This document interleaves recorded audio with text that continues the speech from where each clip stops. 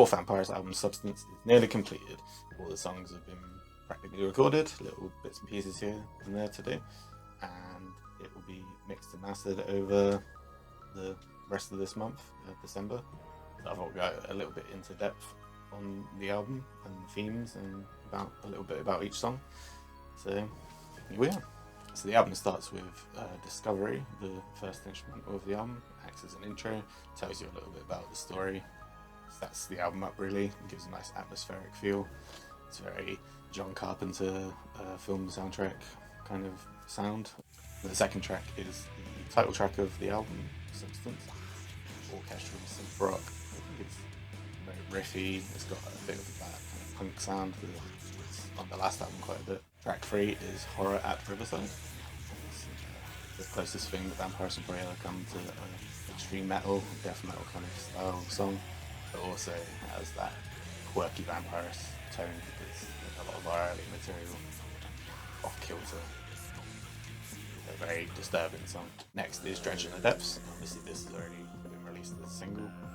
It's the synth rock song of the album. Next up, Perfected Silence. This is doom infused song in a Vampyrouss style. It's very slow, heavy guitar riffs, some violin, creepy atmospheric sounds, but also quite heavy and driving. Then we have the middle of the album, the next instrumental, which is Reprieve, Billy Black 2. Basically, Les wrote the entire song, the guitar riffs and stuff, and then I just added all the extra stuff on top. And I didn't really want to go too all out with it, because as you find out towards the end of the song, it's supposed to sound like a pub kind of folk song that you might hear if you just go into a Devon pub on a Sunday afternoon. The next song is Weaponized Nescience.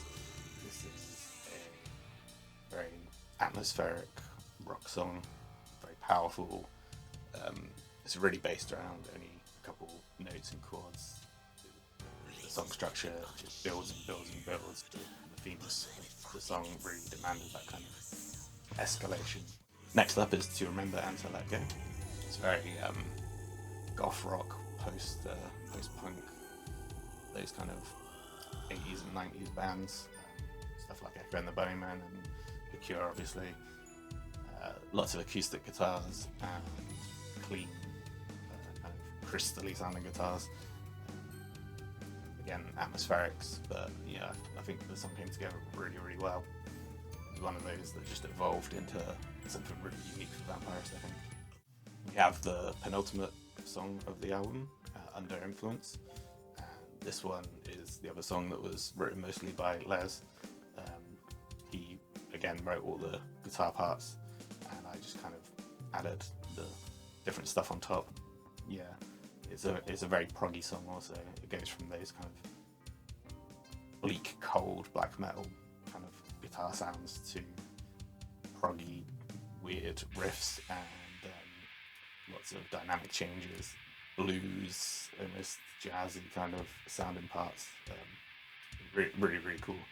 There's a reason it's like the main climax of the album. And finally we come to Vanquished, Billy Black 3, the outro of the album. It's the orchestral instrumental of the album, influenced by cinematic, orchestral kind of soundtrack music. So that's all the songs on the album. The album will be out sometime early 2023.